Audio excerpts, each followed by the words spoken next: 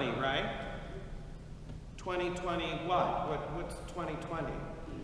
Year of the Lord. Year of our Lord, 2020. It's been 2020 years since Jesus has come. The whole world follows that calendar. Do you understand that? The whole world follows that calendar. Even atheists. That is remarkable. That's remarkable. One man has had that much influence upon the world. I'm always amazed when I start to think about who Jesus is and what he has actually done to change world history. It's remarkable.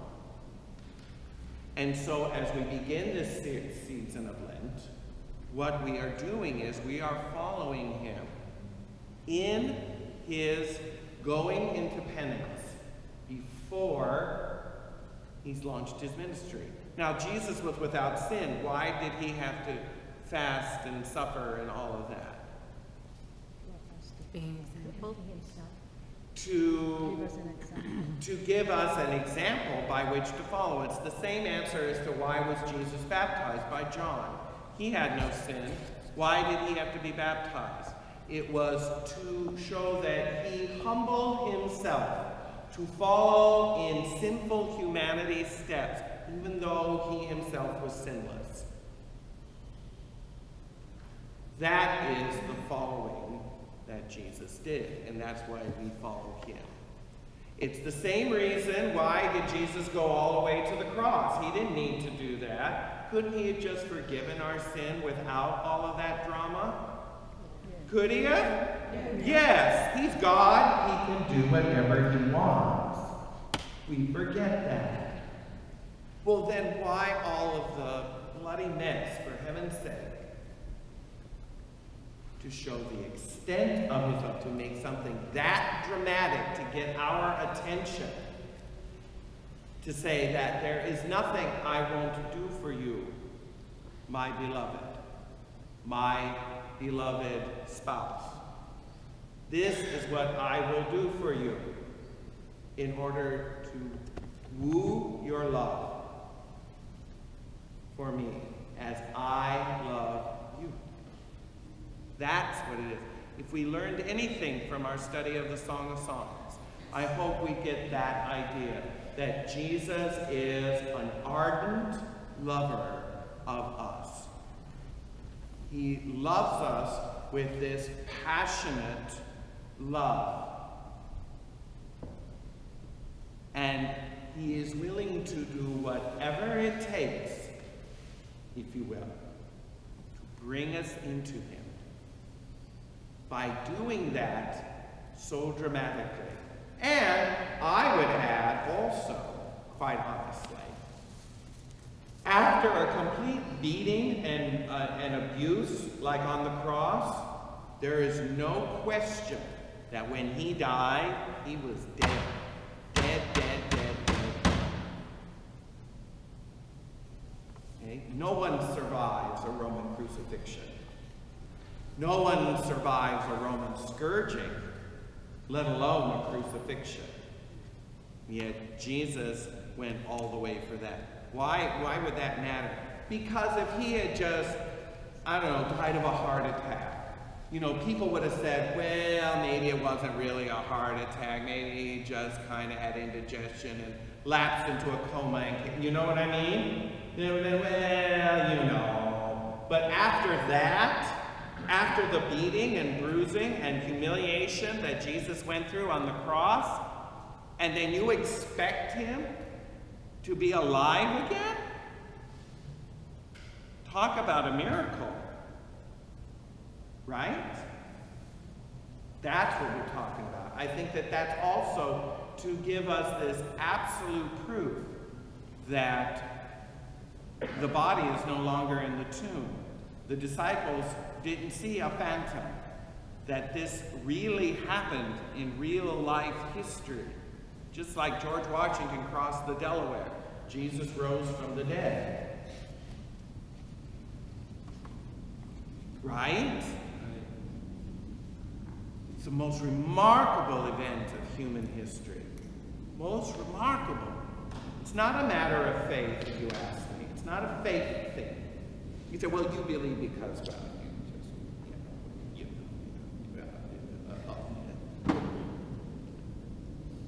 well, I believe in Santa Claus. What's the difference? Well, honey, there's no proof for Santa Claus in the North Pole. It's a barren wasteland. Hate to tell you. But you go to Jerusalem, and you're going to find an empty tomb. And you're going to look in vain at any Catholic church around the world for any relics of Jesus. Any relics. Bones, hair, teeth, fingernails, nothing.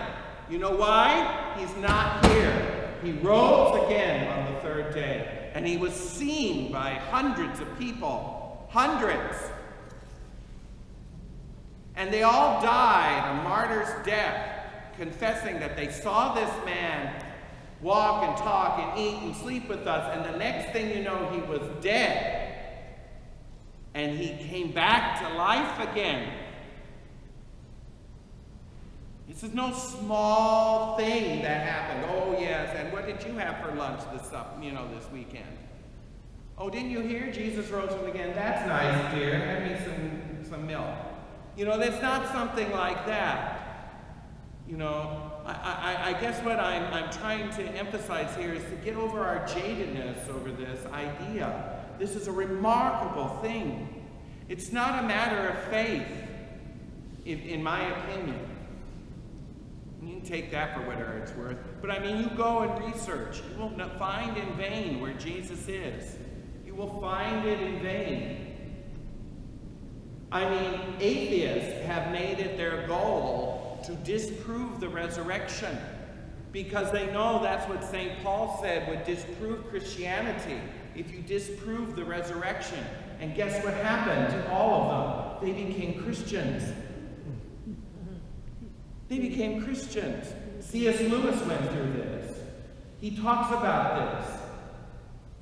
He was an agnostic at one point in his life, and then he started researching the resurrection.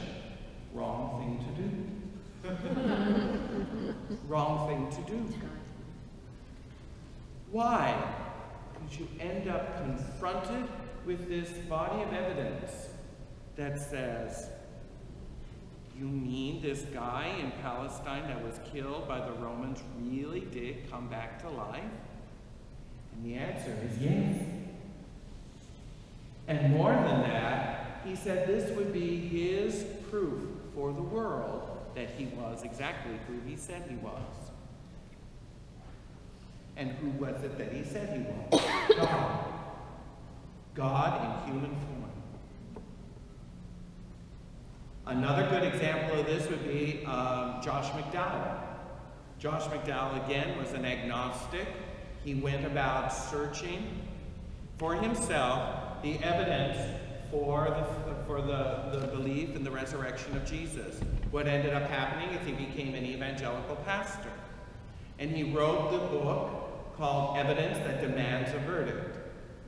It's not a book that you would sit down and read like this.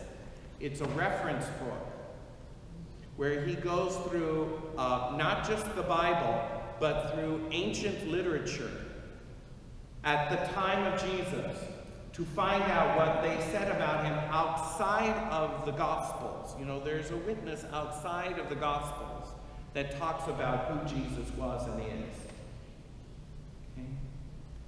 Contemporaries of Jesus at that time. Not necessarily believers, but they would record what they said. The chief among them was Flavius Josephus, the one who wrote about the Jewish wars. He talks not only about Jesus, but about John the Baptist's ministry. So there's some collaboration in the Gospels of what... This was a guy who heard John the Baptist preach as well. And he describes the death of John the Baptist in the same way as the Gospels did. Herod took him in, had him beheaded. So we have an outside source from the Gospels to collaborate these historical events. So he wrote this book as a means to reference everything that you can say about Jesus and his resurrection outside of the Gospels. It's a massive book. It's still in print. It's called Evidence That Demands a Verdict. Now, there's a smaller book of this that he wrote called More Than a Carpenter. It's a smaller book that focuses only on the divinity of Jesus. Again, another book I would highly recommend if you wanted to investigate further outside of the Gospels the claims that Jesus made that he was God. So you have Evidence That Demands a Verdict and More Than a Carpenter. Now, a more contemporary, now these are people, well, C.S. Lewis was at the time of the Second World War. Josh McDowell, I believe, is still alive, but his book came out in the 70s when there was a lot of change in the church, both Catholic and Protestant, that demanded that we get back to focus on who Jesus is. Excuse me. A more contemporary example would be Lee Strobel. Oh, Case for Christ? The Case for Christ, yes. You may have seen his videos. The Case for Christ. Here again is someone who was a professed agnostic, someone who was an atheist, who decided to once and for all put the story of Jesus to bed by disproving that he was anything more than just an itinerant preacher at the time of the first century, at most. But he certainly wasn't God, and he certainly wasn't the Christ of faith that the church is talking about. Right? So he went about, again, this kind of investigation. And his book, The Case for Christ, basically is an autobiography of the kind of research that he did. I can relate to these men totally, because that's kind of how I came into the Catholic Church. You know, I totally understand. I mean, I was a believer in Jesus before that.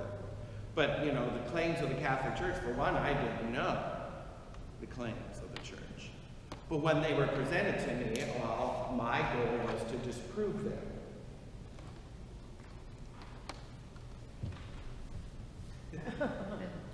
Didn't work. Amen. Amen. Right.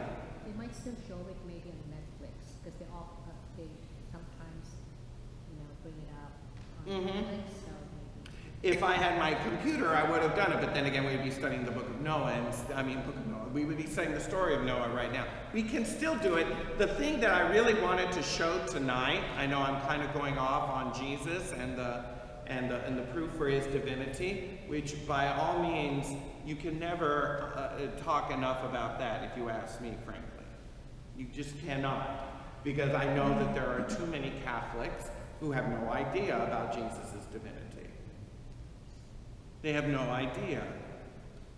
You know. And if they do, they don't understand the ramifications of such a thing. They just think, well, Jesus is one among many, Buddha, Muhammad, Jesus, they're all the same. It's just that we believe in Jesus, so just let people believe. No. Okay? No, they're not all the same. They're not. They don't even come close. They don't. Well, how can you just say that, Chip? Well, for one, I just told you, Buddha never claimed to be God. Well, how come he's worshipped around the world? Don't you see the golden statues of him? Yes, certain sects of Buddhism have turned him into God, but in the original Buddha, Siddhartha, he never claimed to be God. His claim to fame was that he became enlightened. He found the way of enlightenment. That was what he did. But he's dead and buried, and you can go to his tomb. Yes, it's an awakening, yes. Buddhism, in its essence, is more of a psychology than it is a faith. It really is. Having studied Buddhism myself for quite some time, I can tell you, in its essence, it's a psychology of living. It's not a faith like a religion, like we would understand it. For one, Buddhism doesn't believe in a God. What about Hinduism? Okay? Actually, Buddhism is a reform of Hinduism. Oh. Buddhism, because the Buddha went to India to try and seek answers to his questions at his time. And he couldn't find them. And that's what helped waken him up to what Buddha consciousness is. He realized that he was one with everything. That's the essence of it. And it sounds very airy-fairy, but it's much more deeper than that. But the point is, he was no longer moved by the sufferings and sorrows of the world. It was a way of dealing with the pain of life. The first tenet of Buddhism, the first law, there are 4 laws of Buddhism. The first law is that all life is sorrow, or all life is suffering. Okay? It's a psychology of life. The second rule is that this suffering is caused by desire. You want something, so you can't have it, so you're upset. All right? I want $1 million, I don't have it, so I'm depressed. Well, if I stopped wanting the $1 million, I would cease to be depressed. I've been married for 40 years and my spouse dies. I'm very sad. Well, if you weren't so attached to your spouse, you wouldn't be so sad. You wouldn't be so hurt. That's the essence of Buddhism. You stop being attached and desirous of things in this world. You detach yourself from that. And the more detached you get, the more you hit the state of nirvana. That's the third tenet of Buddhism. There is escape from the sorrows of life through nirvana. Nirvana is not heaven like we understand it. Nirvana is a psychological position within oneself where one is untouched by fear and desire. So you see the Buddha posture like this. You ever see Buddha figures like this? Okay, this means fear. Get away from me. This means I want. Give it to me. Right? So the Buddha himself sits in between fear and desire. So if I stop fearing things, if I stop desiring things, if I stop being